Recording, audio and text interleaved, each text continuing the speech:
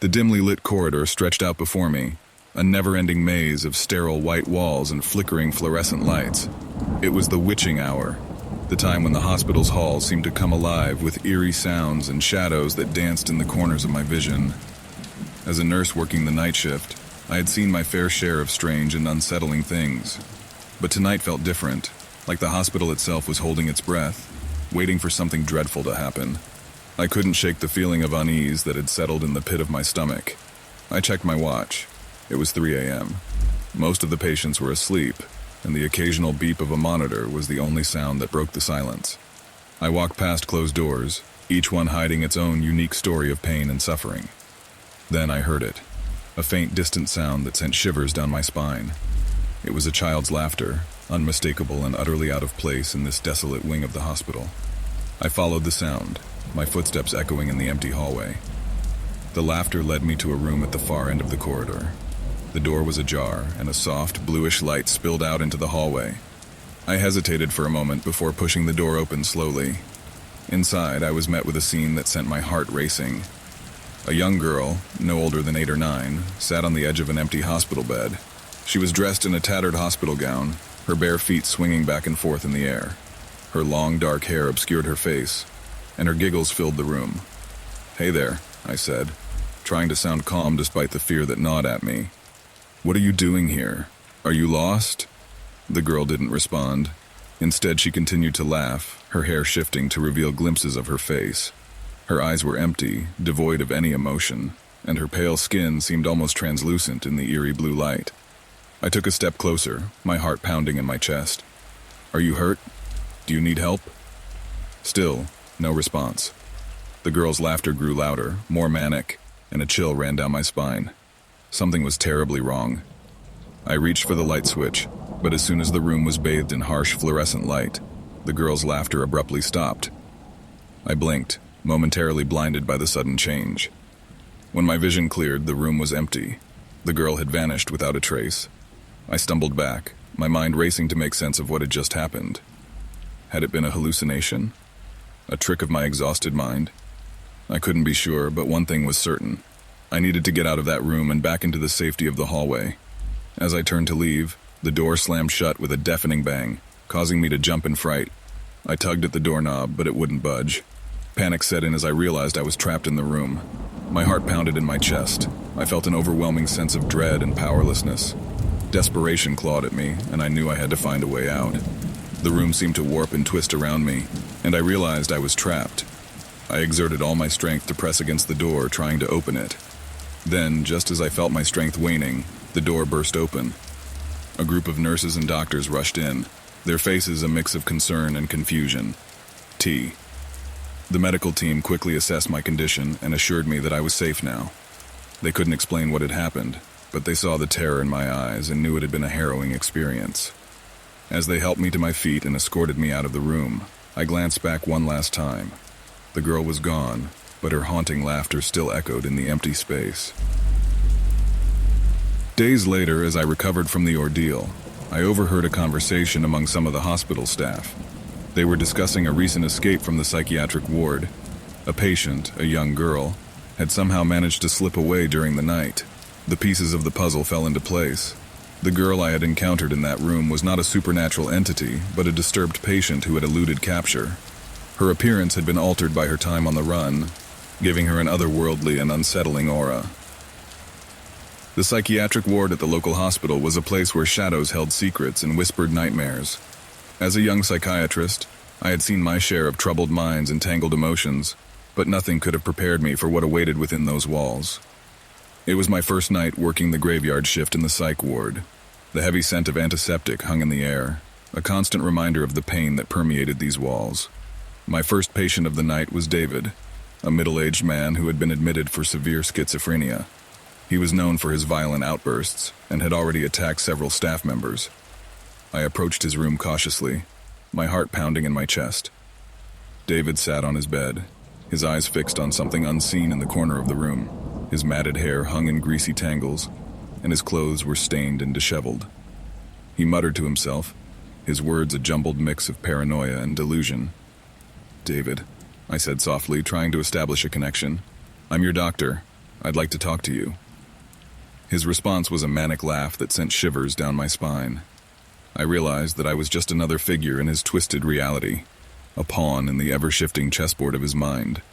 As I continued my rounds, the night grew darker, and the patient's stories grew more haunting.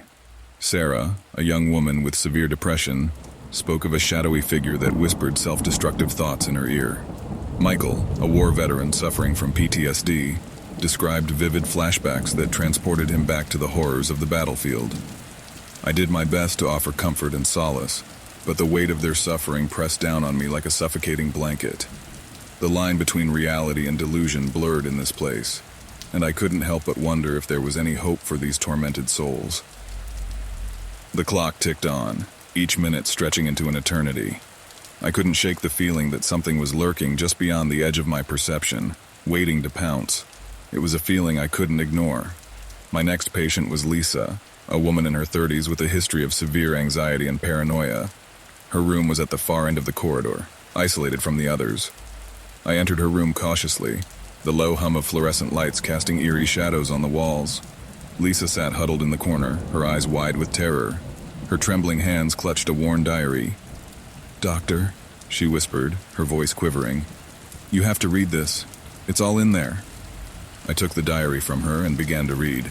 The pages were filled with frantic scribbles and incoherent ramblings, but one passage stood out. "They watch us from the shadows. They whisper in our minds, planting seeds of madness. They feed on our fears, our pain. They are always here, waiting for the moment when we are at our weakest." A chill ran down my spine as I read those words. Lisa's eyes never left me, her fear palpable. She believed every word she had written, and I couldn't dismiss it as mere delusion. There was something deeply unsettling about her conviction. Suddenly, Lisa's eyes widened in terror, and she pointed to the dark corner of the room. "They're here," she whispered. "Can't you see them?" I turned to look. In the corner where Lisa had pointed, I saw nothing but shadows, shifting and swirling in a grotesque dance. The room felt charged with an otherworldly presence, and the air grew heavy with dread. I stumbled back and I rushed out of the room, leaving Lisa behind. I passed the rooms of other patients, each one seemingly lost in their own private nightmare. But the shadows, the whispers, they were everywhere, and I couldn't escape the feeling that I was being watched, that something was hunting me. I finally reached the nurse's station and found Nurse Martinez at her desk. She looked up, her eyes widening as she saw the panic in my face. "Doctor, what's wrong?" she asked. "There's something in the ward," I gasped, struggling to catch my breath. Nurse Martinez rose from her chair, concern etched on her face. She had been in this ward longer than anyone, and her experience was a beacon of stability in this sea of madness.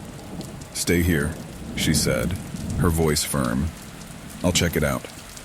I watched as she disappeared down the corridor, her footsteps echoing in the silence. Minutes passed like hours, and I could do nothing but wait, my anxiety gnawing at me. After Nurse Martinez's initial investigation, she had found nothing out of the ordinary. No malevolent force, no tangible evidence of the feeling I had experienced. But the fear that gripped me remained, a gnawing uncertainty that refused to let go. I couldn't help but feel like there was someone there, hidden in the shadows, watching us from the depths of that accursed place. The sense of unease lingered, a reminder that some mysteries could never be unraveled, and some nightmares could never be banished. It all began with a series of sleepless nights and relentless anxiety that gripped me like a vice. My once normal life had spiraled into a chaotic whirlwind of paranoia and irrational fears. I couldn't trust my own thoughts, and the world around me seemed like a distorted, malevolent playground. One fateful evening, my breaking point arrived.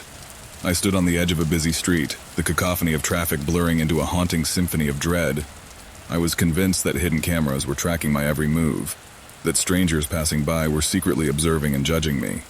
Panic surged through me, and I collapsed to the ground, sobbing uncontrollably.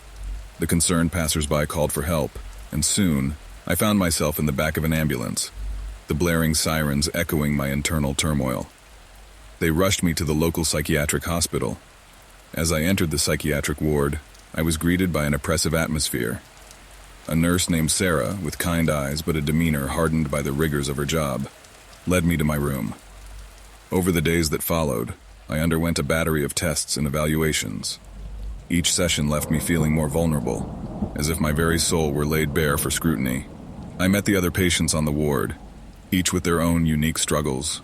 Their stories were a mosaic of suffering, a testament to the fragility of the human mind. My family photograph, once a beacon of comfort, was my only connection to the world outside these walls. The sight of my wife and our 2 children, smiling at me from that frame, was a lifeline in the darkness of my mind. But one day, as I returned to my room after a therapy session, I realized it was gone. Panic surged through me and I tore the room apart in a frantic search, but the photograph was nowhere to be found. I confronted Nurse Sarah. She denied any knowledge of my missing photograph, her voice tinged with impatience. Desperation and frustration gnawed at me. I couldn't sleep, couldn't eat, my obsession with finding that photograph consuming every waking moment. Then, in the hushed corners of the common room, I overheard whispers. Patients spoke of missing belongings, of cherished items that had inexplicably vanished. The staff dismissed these claims as mere products of troubled minds, but I couldn't shake the feeling that there was more to it. One evening, as I sat in the dimly lit common room, I overheard 2 nurses speaking in hushed tones. I overheard one of the nurses mentioning to another that she saw a hat in Jeremy's locker that bore a striking resemblance to one lost by a patient recently. This raised suspicions in my mind that Jeremy might be the one who took my family picture as well.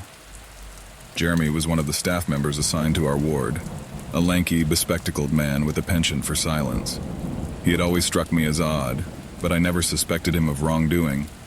Now it seemed there was more to his strangeness than met the eye. I couldn't sleep that night. The thought of my shattered family photograph and the possibility that it was stolen gnawed at me like a festering wound.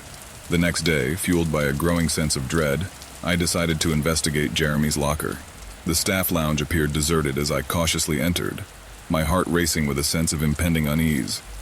Nestled in the corner, Jeremy's locker, a plain metal cabinet secured with a lock, beckoned to me. I quickly scanned my surroundings to ensure no prying eyes were present before embarking on the task of breaking into it. Following several minutes of meticulously working on the lock, I eventually succeeded in unlocking it. My trembling hands reached for a familiar photograph, my family's smiling faces trapped within its fractured frame. Tears welled up in my eyes as I cradled it. I knew I had to expose him, not only for my own sake, but for the sake of all the patients whose cherished memories had been stolen by this devious staff member. Next, I went to the nurses and informed them that I had discovered my family picture inside Jeremy's locker. Subsequently, they relayed this information to the ward's director.